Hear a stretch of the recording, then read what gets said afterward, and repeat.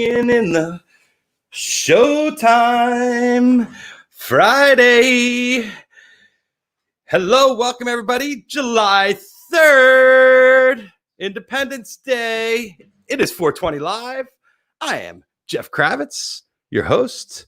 I was sitting here in the dark. There we go. I'm your host, and happy Friday. We've survived another week. I can't even tell you what week it is, but I know we're well past our 100 days for any kind of change. And today, we have a special show lined up for you today. We are going to talk to some beautifully wonderful, big-hearted ladies. We have Annie Bayliss and Mary Welch Fox Stasik, here too, forever known as Melch for the rest of the day, just because 17-syllable names will take my whole show up, but we will get to them in a minute. They will be talking about 100 Days for Positive Change. If you don't know these ladies, you're going to meet them shortly. And then we're also talking to Dave Margulies, who is licking his wounds as there's no High Sierra Music Festival this weekend. A lot of my friends would go to High Sierra every July 4th. Personally, I'd be going up to Red Rocks to see these guys on my shirt here, the Umphreys. Thank you, Mr. Heller, Matt Heller, for sending me some new trinkets for my wardrobe. And I got Joel Cummins' new book, so I'm very excited to dig into that, about how to make it in the music business. Because let's face it, I want to break out. I want to get in the music business. I'm kind of ready. I think this is my moment because nobody else can play. Nobody else can tour. But if you saw the letter from James Dolan today, James Dolan is the owner of Madison Square Garden and the New York Knicks. And he wants to do a benefit concert at Madison Square Garden.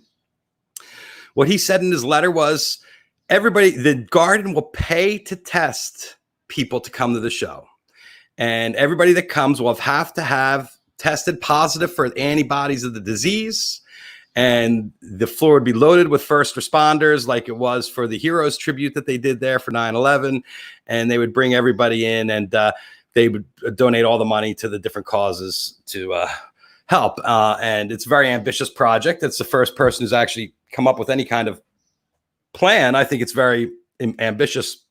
And the way things are escalating in our country now, I don't know. He's saying that there's not going to be any social distancing because everybody have to test positive. And the science is so out on everything. We don't know what to believe or who to believe. So we have to ultimately take care of each other and ourselves and kind of do the right thing. I'm sure everybody's now, the circles are getting smaller. We're all starting to hear from people in our families and friends that have it in one form or another to varying degrees of effect. You know, for some people, it's like a bad hangover. For other people, it's something that they just can't seem to shake. So the main thing is you're taking care of yourself. You're wearing a mask. You're keeping your social distance, and take your zinc. Take your vitamin C and D and all these other things that are great for you. I do that stuff every morning. You know, my friend Shirley Halpern was like, Kravitz, you look great. And it's because I intermittent fast, and I make my brew every morning that takes me 2 hours to drink with all these different vitamins in it. And I've been adding like devil's claw and celery seed. And, you know, I have this supplement that I drink in the morning that holds me. I didn't eat today till 3:00 in the afternoon. So it's a way for me to stay in the intermittent fasting zone. And that way, at the end of the night, I can have some ice cream, because that's really what I want in life, is just a little bit of pleasure. And I know it's really hard to stay on diet and on point nowadays, because we have it's like some of this stuff is so depressing on television. I think the first thing the place it sends you is into the sweets drawer when you start seeing this stuff, because you want that momentary blast of satisfaction. And let's face it, M&Ms now come in brownie flavored, almond flavored, cashews, Nutella. I mean, I go through the M&Ms drawer. It used to be 2 kinds of M&Ms. Now there's like 50 kinds of M&M. So it's kind of daunting how much there is out there. So as we're trying to keep control of ourselves, we have our friends at Live Lesson Masters, and came up with this 100 Days for Positive Change, and spearheaded by the ladies, wives of our friends from Humphreys McGee, and good friends of mine, Annie Bayliss and Mary Welch Fox Stasik, Melch. And we're going to introduce you to the ladies. Hello, Annie. Hi. How are you? Can you hear me? Hi. Yep, I hear you. And there's Mary Welch. Hi, Melch. Hey. How you guys? y'all? How are you guys, ladies? Good. Good. We're good. Well, you look good, and it's nice to see some beautiful, healthy faces on my show. And I've had a lot of guys this week, so it's nice to see a couple ladies here. And you guys were like, when I reached out to you, you were like, what? And I was like, I follow along with what all my friends are doing on social networking, and I see what they're up to. And I was really impressed when you guys first started your thing, and I'm watching along, and I have a lot of questions. And I think that what you're doing and what I'm trying to do is kind of amplify the message of my friends and let people know what's up. So why don't you tell us how this came about and what it is? Sure. Very neat. A couple of years ago, I did 100 days of yoga, and it changed my life. And so when it was done, I said, Welch, I got to do it again, but I don't want to do it alone. So do it with me. And she said, okay, sure, but I'm not going to do 100 days of yoga, so I'll do 100 days of something. And we were like, 100 days of fitness, 100 days, we kind of played around with it. And then she was like, how about 100 days for positive change? She was like, you can do anything, and instead of an hour, make it 30 minutes, which is more approachable. And so that's kind of just where it was born. We asked a couple friends to join us, and it kind of took on a life of its own, I think. Right, Welch? Yeah, absolutely. Honestly, I was like, I've never done 100 days of anything in my life. It's not like Well, positive. no, that's not true. Yeah, well, I mean, in a positive direction consecutively. It's like, well, that seems impossible. And I had seen her do it, and honestly was in so much awe of like, how does Annie do that every single day? And I tried a few times and failed a few times, but this time, I'm going to be totally honest with you. I had some postpartum depression, so I was like, I'm going to do this, and I'm going to do it, and I did it, and we did it together, and it changed my life too. So are you doing yoga? Are you doing yoga also, Welch? I do fitness and yoga. I mean, really anything now. What it's kind of morphed into is moving your body for 30 minutes a day, whatever that means. So for me, sometimes that really means like going on my back porch and like turning on music really loud and dancing like I'm at a concert or like I'm at a show and looking like a total fool, I'm sure, and doing a little bit of yoga and doing a little bit of dancing, doing a little bit of like all the things. But I'm moving for 30 minutes, and by the time I'm done, I'm like, all right. That was that. So it's not I'm not like pumping iron all the time. I definitely incorporate a lot of fitness, but it's just moving your body, moving your brain, moving. Sometimes it's art for me. That's just making 30 minutes a day to make sure I'm focusing on mental health that day. Yeah. Annie, and so you became a yoga instructor after all of this, or did you get that into it? I was going through teacher training during the 100 days, and it helped me feel confident. It helped me feel comfortable being vulnerable.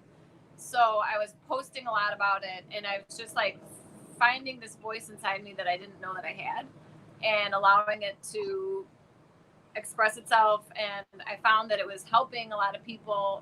Like my honesty was helping a lot of people. And on my 100th day of the first 100 days of yoga that I did was the first class I taught.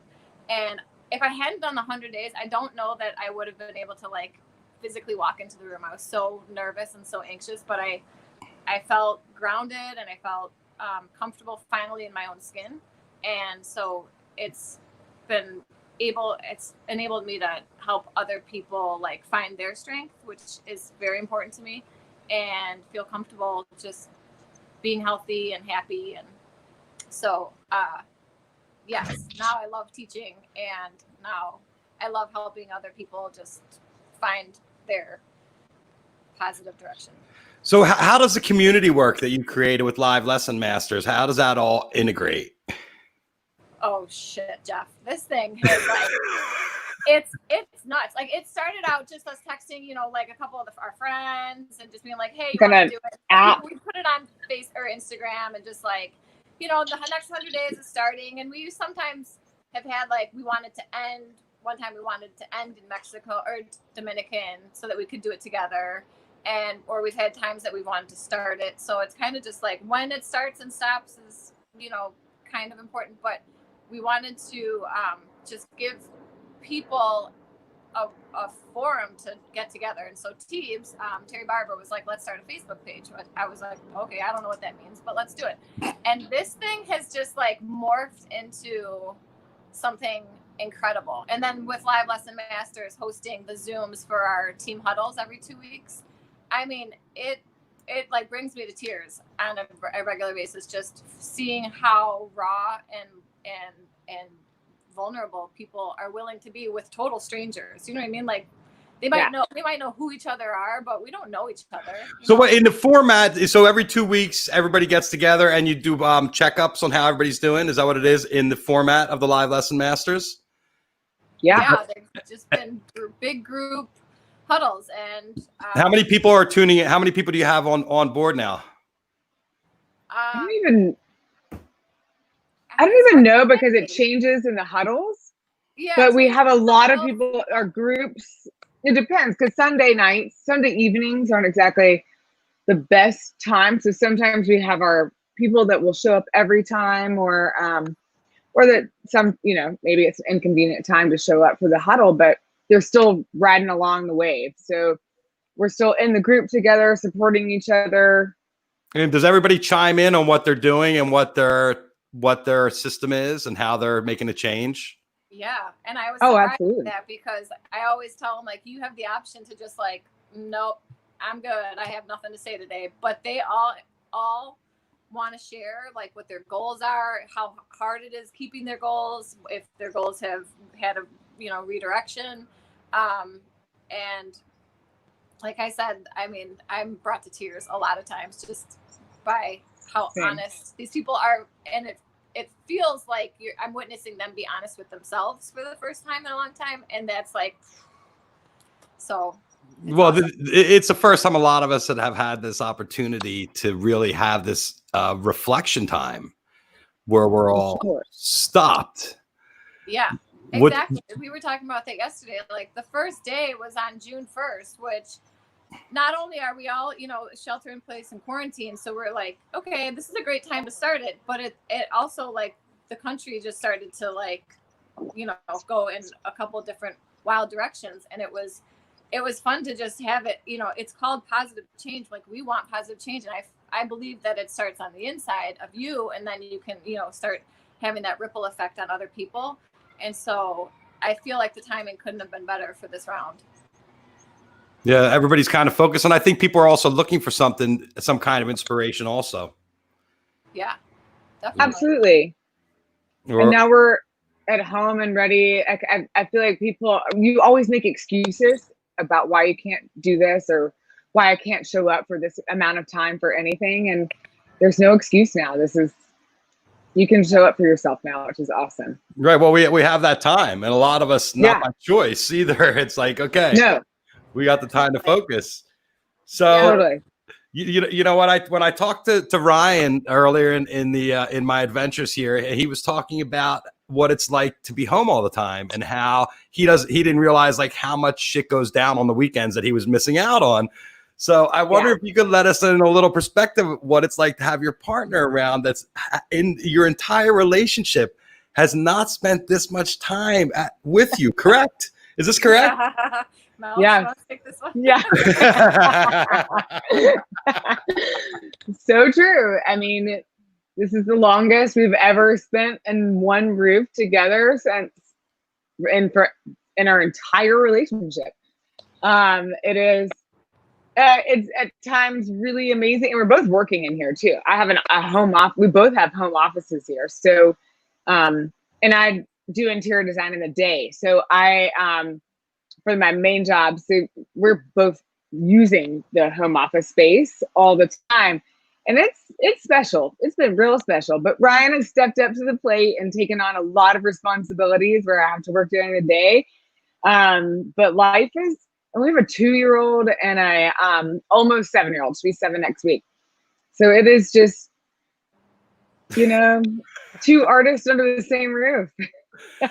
Well, it's inspiring. The kids are adorable. I mean, I watch all your Instagrams and stuff, and they're so cute to watch them. But it is amazing to see that these guys that are used to traveling all over the place are centered. And what Brendan said to me when they were doing the jam up at Jake's house was just like, I feel like I've gotten back my occupational identity, which is something I'm dealing with all the time too, especially now that I'm doing this and not really shooting, is who am I? What is my purpose on the planet? And, you know, now, and then when you're home and you're seeing that you're a dad too, and Annie, you have 4 kids? 8. 8. Each one is 2. You have 3? This All is right. my 3rd There's kid. your big kid. Oh. Yeah, she's got 3 kids too. And you have a lot, mostly boys, right? And then Nola, who's a crack up, her videos. Oh, sure. Yeah. So what's it like in your house having Brendan back? Brendan said he's finally figured out how to like yell at the kids, and they finally realized that he can be ornery at times. Yeah.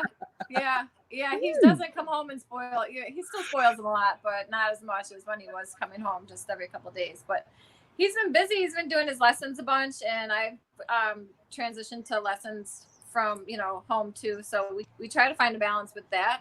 And then the kids, you know, they play with their friends, but just being inside for the last couple months of school, that was challenging. But it's nice having Brendan here, you know, every day. But I'll be, you know, so excited when they go back on the road. Not because he'll be leaving, but because I want to go see live music as well. So that'll be great. But we're enjoying this time while we have it. I mean, he always said, like, you know, the band could end any day now, and we never know what the future holds.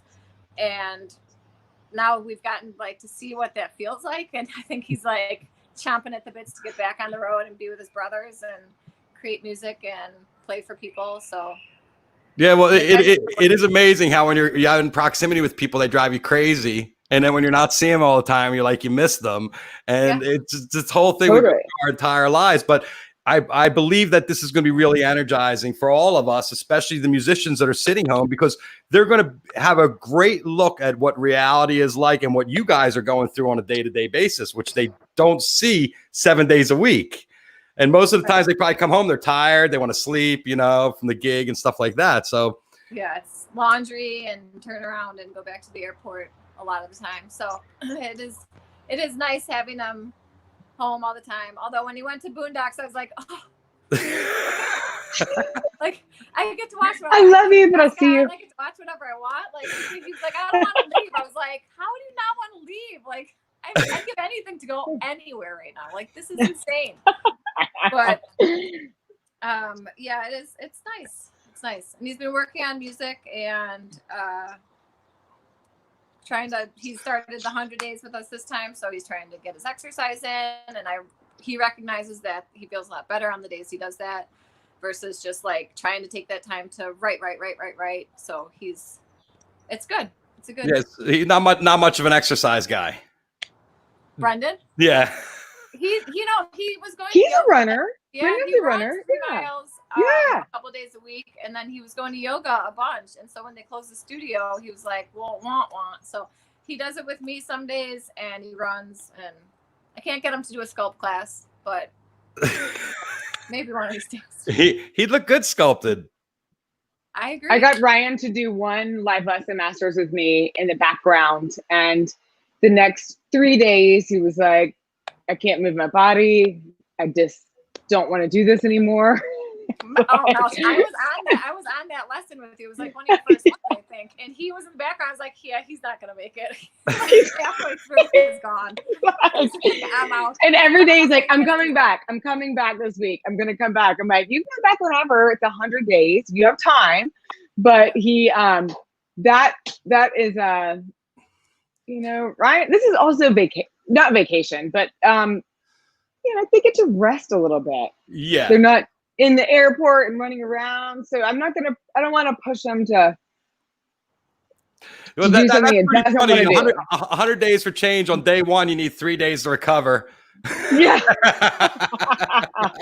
That's my fault. I went too far. I was like, that's my bad. That is Yeah. kind of a misconception, is that like along the way, in several different challenges, people have like they've said this round, like, all right, I've started this a couple times and I never made it. And it's like, if you miss a day, just jump back in. Like, there's no police that are going to come to your house and say, like, you fucked up, You're done. It's like, you can always just jump back in. Like, I'm sure with your 100, you're approaching 100 days on for 420 Live, and like, Yes. Have you missed a day? Well, yeah. Well, I went 50 days without missing a day. Yeah. And then my wife was like, you know what? This is really draining, because it really wasn't something I was doing. And it was like 7 days a week. So I didn't have any time to be around the family. And the kids were like, Dad. And now they don't even want to spend time with me. So I wish I was doing the 7 days a week. But in the beginning, it was like, it was hard. But yes, doing something every day was a discipline. And when I stopped doing it every day and started taking days off, I felt weird. Like, oh, I should go on. And I started cheating, and like I would go on, like, just then smoke pot on the show for a little while with everybody. Just like, I'm going to get high with everybody. Fuck it, it's 420. I can't just sit here by myself. But, you know, I started it because I knew that we were heading into an area where we weren't going to see people for a while. And I created this kind of community because we already have it, as a place for all of us to get together and gather. And it kind of escalated into a show where we try to talk instead of lose our minds, find our minds. And I'm trying to share the knowledge and what everybody's trying to do in these times as we do these pandemic pivots. I find it very inspiring. You guys are inspiring. You're inspiring a lot of people. And there's a system out there. I mean, what Mark Brownstein did and what Alicia Carlin did with Live Lesson Masters is nothing short of amazing, you know, because look, all your hubbies are all busy. Yeah. Yes. You know, 100%. I mean, how many lessons are they doing a week? Do you know? Between like 15, like maybe between 12 and 18, give or take. Yeah. That's incredible. We set up time blocks, and my husband does it at night while I work during the day, and it's awesome. He always comes back so fulfilled when he's done. Yeah. And I imagine with anybody in their job being ripped out underneath them, like their art, it's not just their job, it's their passion and their art, then you still need that connection. So it gives them that fulfilling connection that any artist needs. And I'm so grateful, because it would be different without that, for sure. Yeah. Well, go ahead, Dave. Live Lesson Masters has been like. Hi, Punky. Hey, Punky, come say hi.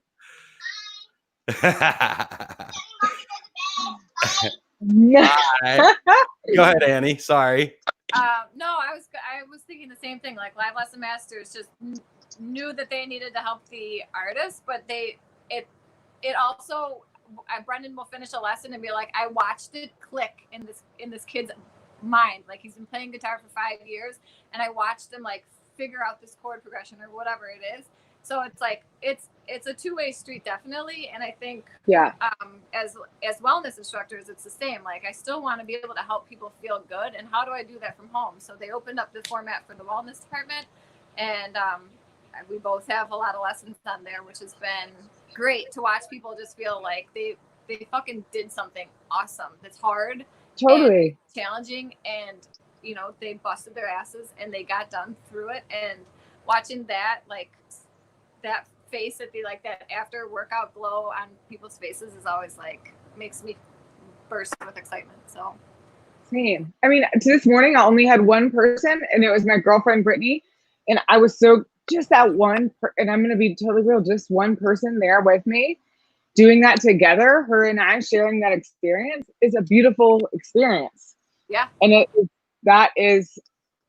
we both were there for each other, and we pushed through, and we made it, and knowing that she was there to share that was just pretty awesome. So yeah. Are you guys teaching individually on Live Lesson Masters also? Yeah. Yeah. And yoga and fitness, or as? I do sculpt, yoga sculpt, and one yoga class on Sundays, but mostly sculpt with weights. It's fun. And are they group classes or one-on-one, or do you have options? Group classes, which is so great. I mean, I have the option on there for privates. Nobody's ever taken one, thank God. I think that it's so much better with like a group community. No, So the one-on-one is fine. It was an accidental one-on-one, but that's like my nightmare, walking into a studio and like one person comes to class. Like, oh God, no. it is So no longer my love nightmare. the- Now I'm like, we're in this together. But it is helpful because the 2 days that I don't have any lessons, I feel kind of lost. Like I have nothing. Like obviously I have things to do because I have a family and not a home to upkeep. But like, I feel like like there's nothing to do today. Like I miss my tribe, my workout tribe. So that is helpful. Yeah. I find myself wanting to add more. What are the kids doing for the summer? Are they doing anything? Any camps or anything like that, or there's nothing going on? They're just here. They're just hanging out. They're just always here. Camp Bayliss Yep. and Camp Stasik. Yep, Camp Bayliss. We bought a once in a while they go to sleepaway camp at my mom's house. That's great. Yeah. It must be a big relief. So the hardest thing for all of us, of course, is the lack of music in our lives. What were you guys? I know you weren't on the road with the boys because I haven't seen Annie out with the band in a while, but Mary Welch I'll see occasionally here and there. What was the last thing you guys did musically before this all came down? Do you remember? Oh, I do. Sturgill Simpson played here. Right when it was dicey. I flew in from Aspen to Charleston, and Sturgill had a show at our PAC center, and it was still like that. Do we go? Do we not go? But not really. We had not locked down yet. We were still not on stay-at-home orders, so nobody really knew what the outside world was going through yet. And 2 days later, or I'm not exactly sure how many days later, our country goes on self-quarantine, and that was a weird experience to be in a stadium full of people, and then all of a sudden, and while you're in there kind of knowing that, but not knowing, right, was now looking back. And then Sturgill came out and said that he had actually had tested positive after that. He was sick at the time. That was the last show he played. It was, I'll never. Wow. And then he tested positive after that. Yeah. That's kind of when that was that March 13th area. Yeah. I know the week. We same thing. We went to Tame Impala and we were on the floor and everybody was keeping a 6 foot distance from each other. Everybody already knew that you had to stay away from other people, but yeah, we still went. How about you, Annie? Did you see anything? Jeff, my brain doesn't work that way. It doesn't. I don't remember. Well, I concert was maybe New Year's. I don't remember. Somebody will probably tell me that they saw me somewhere in January. Well, it's really hard, and this weekend is when we would be seeing High Sierra, and we're going to talk to our friend Dave Margulies in a little bit. But you guys have both been out to High Sierra? No, it's always been on my bucket list because. Oh, you've never seen? No. Oh, well, I know the Humphreys. Wanted me to have you say hi to Margulies for him because he said that when they were nobodies, he lent them $10,000 to help finish a record, and he'll never forget how kind that was. So. Did you hear? He wants to tell Dave. Hey, Dave, did you hear that? I did hear that. Yeah, he's love and he wishes you well. Oh, boys, they're family to me. How many times the Humphreys play High Sierra? I think 6. Yeah, 2002, 2003, 2006, 2009. Maybe 7, 2015, and last year. That's beautiful. Yeah. All right, Dave. Totally. 6, 9, it's a bucket list. 15. Yeah, it's definitely. Yeah, we'd love to have you come out. Bring the family. It's great for kids too. Great for kids. Definitely, the pictures of kids are awesome, When especially today with the kids on the getting an toilet. RV and we're all going everywhere because I Yeah. just want to see all the music all the time. So. Same. I'm on that boat with you. Yeah. Or RV with you. Just Yeah. take the RV around America and goes visiting and see music. I love that idea. Do you have an RV? Do you guys have an That's RV? what we've been talking about. No, I want one so badly. Brendan thinks I'm insane. Not Yo, Now yet. I have to drive it everywhere because Brendan's the worst driver in the world. So it's like, So is Ryan. Why are they bad drivers? Didn't they drive everywhere? that is classic. That is too funny. Well, ladies, I appreciate you coming on. I'm really proud. 100 Thanks, days for Jeff. positive change. You know, you're taking it over. I see the little notices coming by my page all the time, and we're all changing, like it or not. Yeah, definitely. And congrats on your 100th day, Dude. 100th show coming up. That's Thank you. awesome. Thank you. Next week, in the next 2 weeks, I get my 100th show. So Awesome. crazy. That's awesome. That's for positive change. You did it. There you go. Positive change. Yeah. I'd rather be positively taking photographs, but for now, I'll sit here and keep my friends distracted.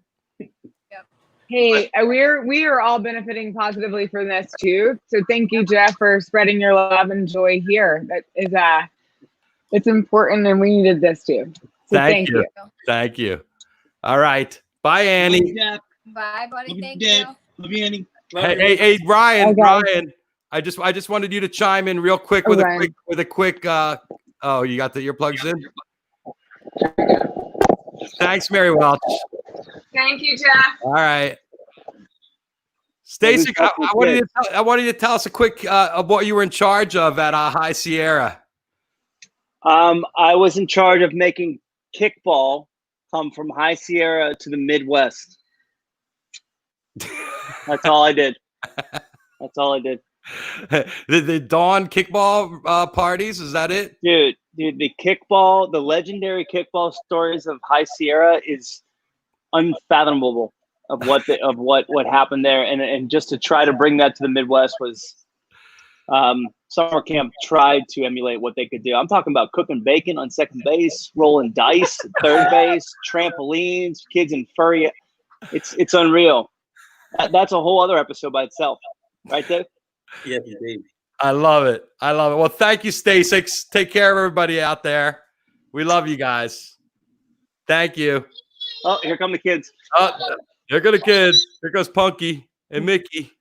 Hey, we love you guys. All right, guys. We'll talk to you later. Look at this. Bye, Punky. Hi, Mickey. Aw. What's up, guys? Maniacs. That's Maniacs. great. Yeah, we can see you guys are staying sane. I'll have to hear. All right, guys. Love you guys. All right, talk to you later. The families. Hey, Dave, that was the big thing about High Sierra, the family effect, right? Oh yeah, yeah. It's always been family friendly, and you know we've seen generations come up at High Sierra. So Hi, Brendan. Hey, How you doing? good to see both you guys. Good Yeah, to see you too. I saw I you gotta say, spying. the two of you, but you especially, Brendan, you're like the most well-groomed person I've seen on a Zoom thing in the entire pandemic. You should have seen me 4 days ago. I was conspiracy to commit mulletry. It was terrible. Bayliss, why don't you tell us a little bit about High Sierra and how it affected the band? Well, High Sierra was the first legitimate festival that let us play there.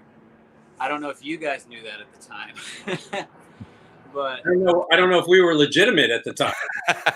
very much so. And it was like our first big break out west, and basically put us on the map out there. And then Dave, you were kind enough to give us a loan to make one of our first albums. I'm not sure if we ever paid you back. Oh yeah, Oh, we did? Okay. pretty right away too. I believe. Yeah. You know, it was you guys were in a pinch, and yeah, I remember it was like 2002, 2003. I was back east visiting my dad, who was on his last days with lung cancer, and I went to see you guys and hang with you in New York, in the Lower East Side, and I remember sitting with with Vince and talking. He's like, man, we're so close to finishing this record. We're out of money. I'm like, well, what do you need? He's like, not that much. We need like 10 grand. And I was like, I'll lend you the money. Yeah. And so that was, that was like nothing. I mean, it was, Wait, was that Get in the Van, or what was that? What was the record? I think it was Sauce for All Women. Local Band Does Okay. Oh, look. Oh. Well, thank you. One of my favorite jam band studio records, actually. I think that some of the first records from a lot of the jam bands are some of my favorite stuff. But yes, I know that Humphreys, you guys would play the late night, like till dawn at High Sierra in the barn. I would hear these legendary songs. Clayton would come back and just be like, "Oh my God, I played till 7 a.m." I was just like, "What?" Yeah, that was big. That was like the big time for us. The first time we ever played, we camped. I remember, and we didn't think to calculate where the sun was going to be rising. So we learned quickly. Yeah, I mean, so many good memories and a bunch that I don't remember as well. Probably a good idea. Yeah. Well, thanks, Brendan. Thanks for saying hi. Yeah, man. Great to see you both. All right. You, man. Would love it. Can't wait to hear what's coming next. Yeah, I'm going to go work that up right now. Good. We like it. Cool. There you go. Oh, that was a nice surprise. Yeah. I mean, you broke a lot of acts. You guys were really involved with opening it up to a community that went before the Bonnaroos even, right? How many years has it been now? Well, it would have been 30. This would have been our 30th this year. Wow. So, yeah. So and that's always one of the things that we've done is brought musicians up that really before their star has risen. We just featured a set from Gary Clark Jr. from 2011, and people were like, Gary Clark Jr. played High Sierra in 2011. I'm like, yeah, he did. You just didn't happen to see him. Right. So you go back through the lineups through the years, and there's so many acts that have, Avett Brothers before they broke, and the Lumineers before they broke, and we had Train play like way back in the day before they got big, and of course String Cheese, and so many of the acts that just came up through the jam band scene, of course, but others as well. And it's just been one of our things that we love to do, that we've sort of, people have counted on that for us, from us, is bringing them their new favorite bands. Right. And talk about the location a little bit, because you changed it over the years, right? Yeah, the first one. So I didn't get involved until year 5. So I would go to High Sierra as a patron, and because the Radiators were playing, they were like the house band. So being in New Orleans, having the New Orleans in my blood, I went up there, and I didn't go the first year, but I didn't miss a year after that. And after 4 years is when I got involved. But it was in this place called Leland Meadows, up towards Strawberry, out by Yosemite. And that's where like John Prine played, and J.J. Cale played, and NRBQ played, and Jesse Colin Young played, and Dan Hicks played. So David Bromberg will be airing some of his set tomorrow. So we had some great early day, but there were only like 15 bands that would play in the early years. And, the Dead were still playing when High Sierra was going on. So one year there was, I think the Dead were doing a Shoreline run the same weekend as High Sierra. So it was, it was sparse, but it was cozy. Maybe 1,500 people came up or so. Wow. And then after 4 years, it moved to, after 3 years in Leland Meadow, it moved to Bear Valley up at 7,000 feet in the Sierras. Beautiful alpine lakes nearby, but no infrastructure whatsoever. So we had to bring in everything, and late night tents we put up on the ski mountain up there, and we started having to bus people up there. I mean, the whole festival just evolved organically, right? And that's everything, like as so many of the great things in life. It just happens by need and organic process. And that's what High Sierra has done through the years. So we were in Bear Valley from 94, 5, 6, 7, and the summer of 98. me and my partner Roy Carter, who was actually the founder of High Sierra, we took a drive up to Mountain Air Festival up in Angels Camp, where Galactic was playing, and Leftover Salmon, and a bunch of our friends were playing. So we decided to take a drive up there, and we're an hour from the site. And we said, let's take a drive up to Bear Valley and check it out.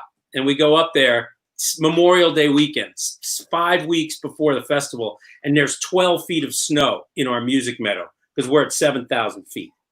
Wow. And we're talking to the locals, and they're like, well, I'd say even if you get 5 solid weeks of 75-degree weather, you're still going to have a mosquito bog out there and a marsh, and you're going to be in trouble. Like, I don't think you could possibly do it. So we went back to Berkeley, and Roy opened the Yellow Pages and started looking at county fairgrounds all over the state of California, and found a guy who was the fairgrounds director in Quincy. We went there in 98, pulled it off.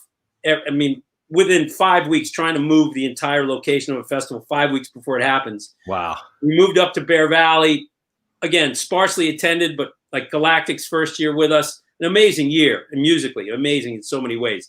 Lindley and Wally Ingram, some great, great stuff.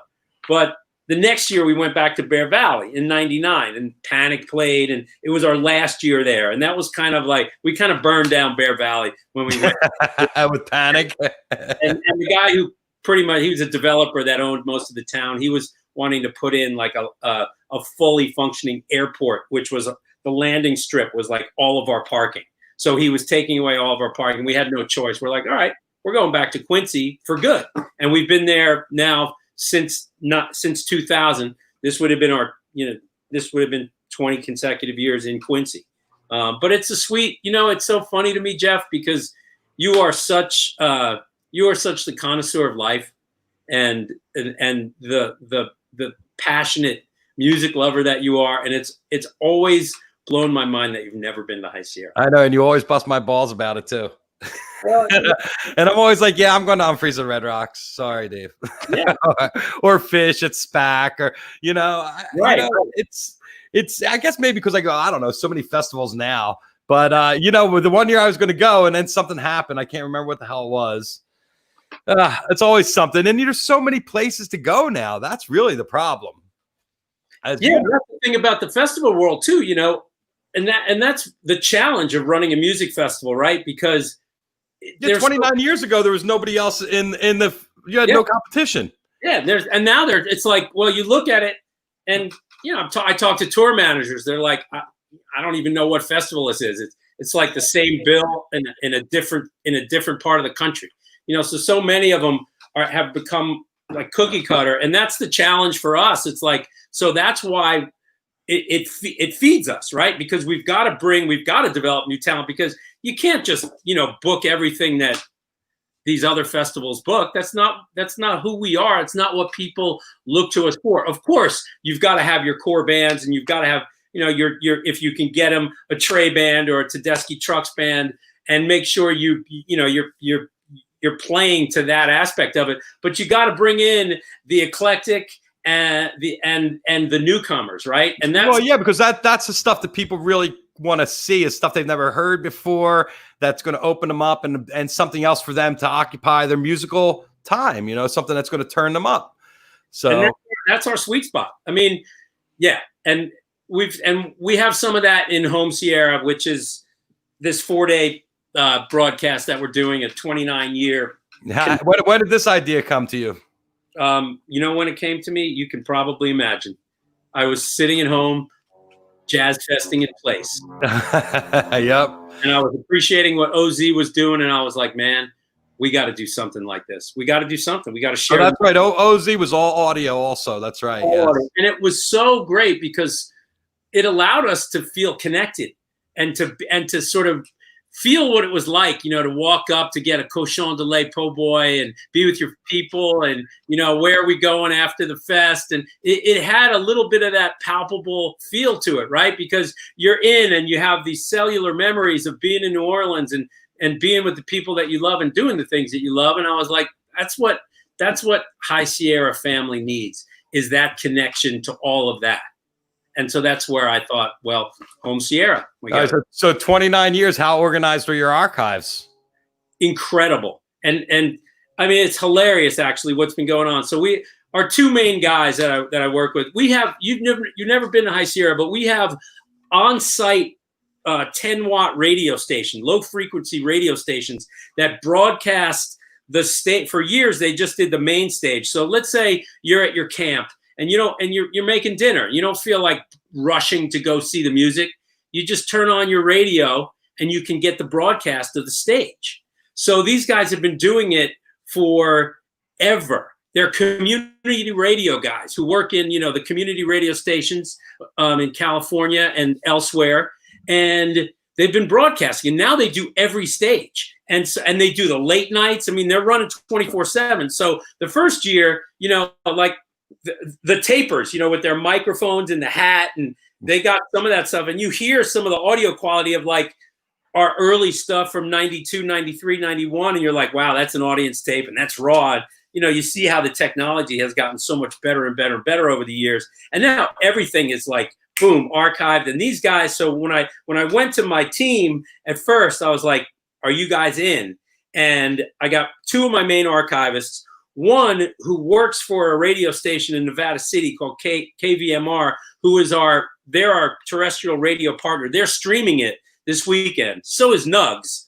And Nugs, we got that through Brad and through Timmy Lynch, who dead to the world. Tim Lynch is our MC at High Sierra. So he called Brad, and Brad's like, yeah, we'd love to stream it. So they're streaming it, KVMR streaming it.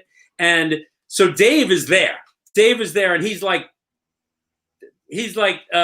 texting me right now, like, okay, so we're doing this kind of in real time, even though he's uploaded and automated a good part of the archival stuff. Right. But I have like 15 live performances of, Anders coming in for like 3 songs, or Lebo coming in for like 3 songs. And we're doing those drop-ins as a 2020 live nod in with like 3 songs and some words to the fans. And so we're putting all that in there. So this guy's in the studio building it, right, for upload. And literally like an hour and a half ago, we were about to go to Travelin' McCurry's. He's like, I don't have the file.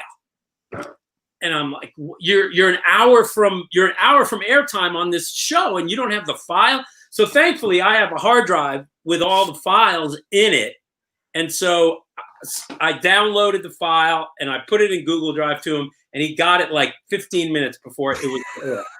So we're still, even though it looks like it's super together, and it is super together, and they've done a pretty miraculous job in building this thing. We're still on the fly. We're still doing this. So it's pretty awesome. So I got those two guys, the archivists, and Kyle Porter, who's out camping. So that's another element, because he can't be reached if we're missing something. He's like, I don't have my stuff with me. I'm camping. It sounds great. He's out there listening to it. Another guy who was our early archivist, this guy, David Ogilvy, who has a great memory for all the little tidbits of High Sierra and how many stages we used to have and what year we did what. So he's been doing these little history lessons that he's been dropping in.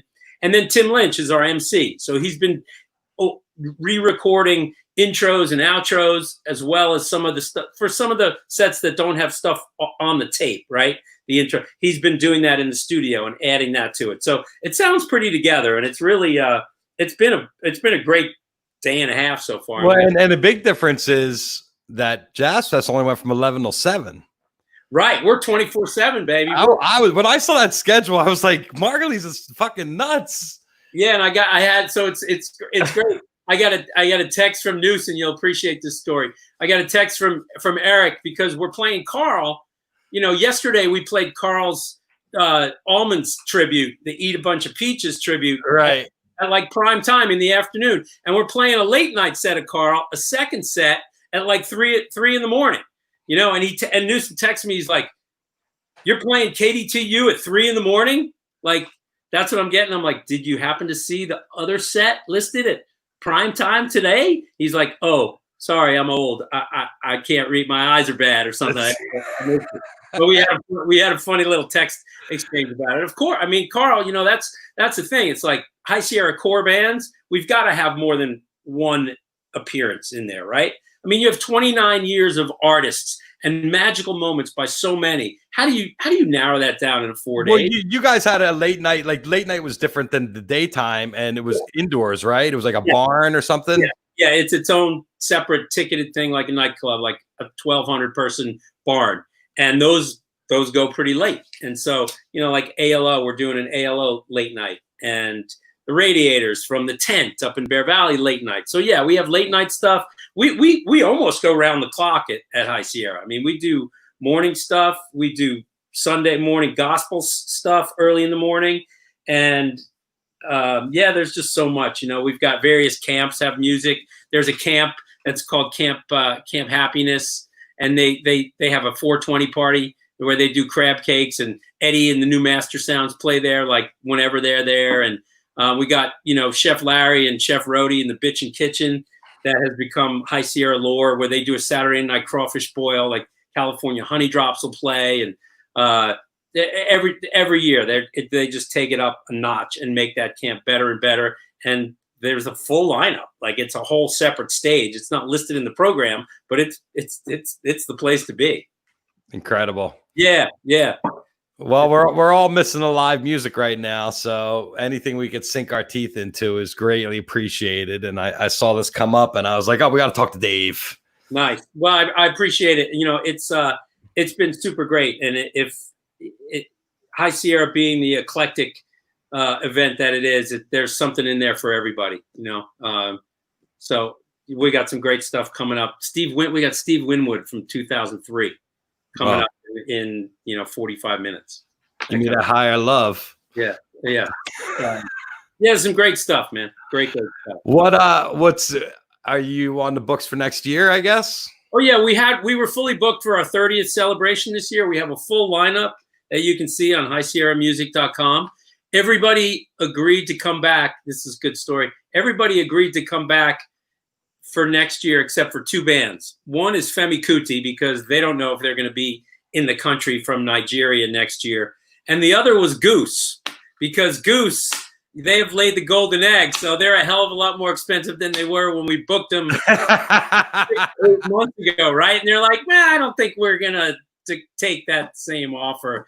So they haven't come back on board yet, but we're hoping that we can bring them back. Yeah, they'll be a headliner. Yeah, exactly. I mean, it's crazy what's happened with them. I still haven't seen them live. Have you? Yeah, I saw them live at the Troubadour. They played, I think it was 2 nights or 1 night, whatever. I went down there to see it and shot it. And, it was packed, sold out. And, the guys are really good. They're a talented group. I mean, they have great vocals. They can all very adept at their instruments, and their music's a lot of fun. It gets you dancing. And, I started listening to it because I saw it coming up on Nugs. I'd see it all of a sudden on my Nugs net. I'd be like, Goose. I'm like, what the hell's Goose? And I started listening. I'm like, Goose is pretty good, And then all of a sudden everybody was like, Goose, Goose, Goose. And I was like, oh, I know about this Goose thing.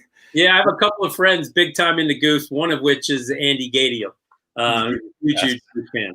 Yes, Berkowitz. And all those guys they're big goosers. Yeah, so you're raising money. Yes. Talk about that. The link is on the page right now, and it's also in the comments, I think. Maybe Thank not. you. So, yeah, I know a couple of weeks ago you had Andy Bernstein on from Headcount.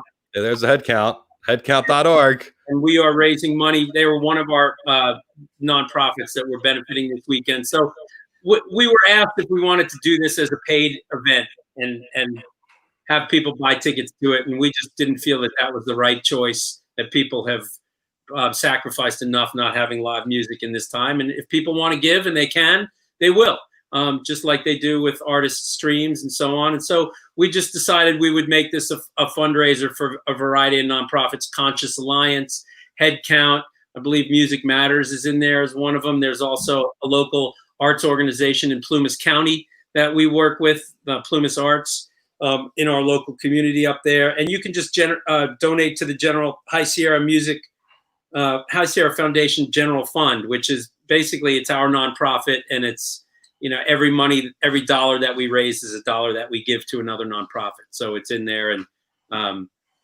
so it's a very worthwhile thing. If you're digging what you're hearing on Home Sierra and can support that, we certainly appreciate it. It's been just a labor of love, and we did it for our fans and our families and ourselves. and we're having a good time with it. Well, the High Sierra is a labor of love. Nobody's really getting rich there. We know that. No, You do because you have to. Well, we also, we also work for ourselves and make our own lives and answer to ourselves, which is probably the biggest reward of all of it, is being able to do that. Well, it's very important. And, what you do is important to our community, Dave, and we appreciate the love and support for all of us. I know you've been a supporter of this show, and I appreciate you and Kai getting the feedback. Dude, the first time I was in the car with Kai, I'm like, Kai, Kravitz is on now. He's 420, and we turn it on, and he sees you like hitting the bong or something, and he's just shaking his head. He's like, Dad, no, like that's no. But I gotta say, you have really, your dad must be incredibly. I'm sure he was proud of you already because of the work that you do behind the camera. Well, it was more me not hitting him up for cash. Yeah, maybe so. But being the radio personality that he was and the celebrity that he was, you are really coming into your own, and I appreciate you and what you've been doing and how you've handled yourself. And I just want to encourage you to continue, because it's great to check in. You're bringing great people on every day, man. So keep doing what you're doing. If I can ever help you, whatever, in any way, shape, or form, I'm happy to. So I love seeing the growth of what you started here. Well, and thank you, Dave. 100th coming up. Yeah, it's kind of crazy, man. I can't believe we're this far into this freaking madness and we still don't know shit. And it's just beyond me. How's Oregon? Oh, we're pretty good. I mean, everybody spiked recently because of phase 2 openings and so on, but we're pretty good. Oregon, when you see the daily maps, we're one of the states that has the lowest COVID rate in the country. Yeah. So we're good. My community, it's a 25,000 person community. We've got 88 cases, something like that. We locked down, man. I mean, we're, nobody's taking many chances. I'm going to a birthday party tomorrow with we maxed it out at 8. So we're going to have dinner and we'll hang out and we'll, these are friends that I know and trust who have, I vetted them. They've been locked down for weeks now. So I know how it works. share some food, listen to Home Sierra. But yeah, we're good here. We're not being knuckleheads. Did you? Jeez. Yeah. I saw the thing that Rob posted about Alabama, the teenagers who are having parties. Yeah, the COVID parties. Giving cash prizes to the first one to get infected. Yeah, my son was saying that was going down in San Diego too. They were having parties with everybody that has had it already. Are getting together and having parties.